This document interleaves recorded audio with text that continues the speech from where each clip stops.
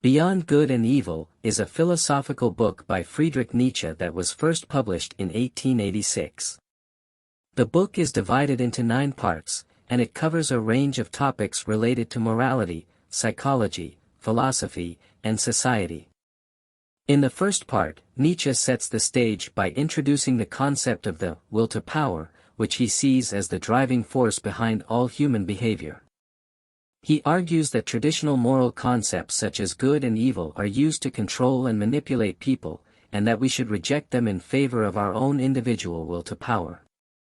In the second part, Nietzsche critiques traditional philosophical methods, particularly the idea that there is a single, objective truth that can be discovered through reason and logic.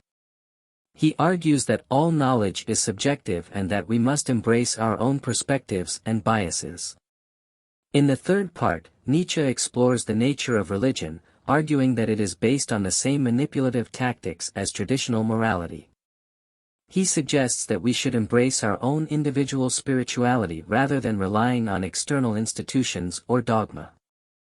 In the fourth part, Nietzsche critiques the idea of free will, arguing that it is an illusion created by our desire for control. He suggests that we should embrace our own limitations and weaknesses rather than trying to control or transcend them.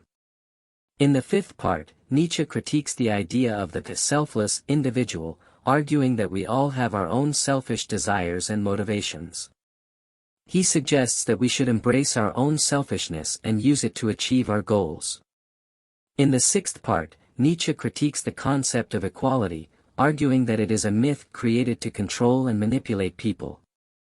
He suggests that we should embrace our own differences and celebrate individuality rather than trying to create a homogeneous society. In the seventh part, Nietzsche critiques traditional notions of truth and knowledge, arguing that they are used to control and manipulate people. He suggests that we should embrace uncertainty and the unknown rather than trying to find objective truth.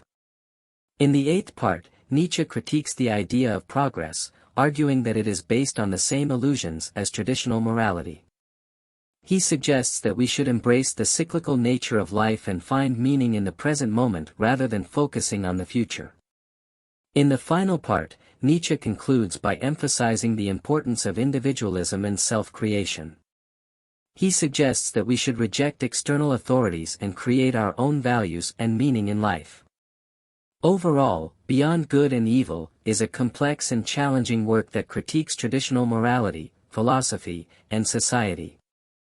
Nietzsche encourages us to embrace our own individuality and reject external authorities and institutions, suggesting that this is the path to true freedom and self-creation.